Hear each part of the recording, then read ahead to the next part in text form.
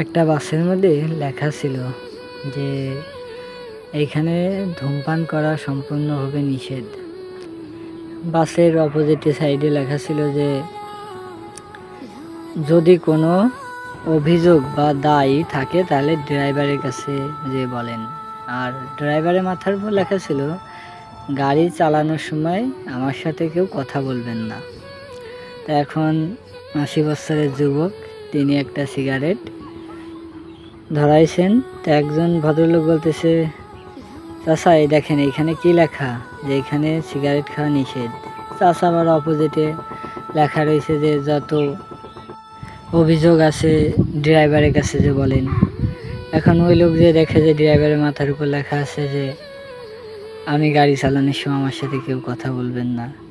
তা আমাদের হয়েছে ওই দশা যে আসলে আমরা এমন একটা সিচুয়েশনের মধ্যে দিয়ে যাচ্ছি যে আমরা কারো কাছে বিচারও দিতে পারতেছি না, আবার কারো কিছু বলতে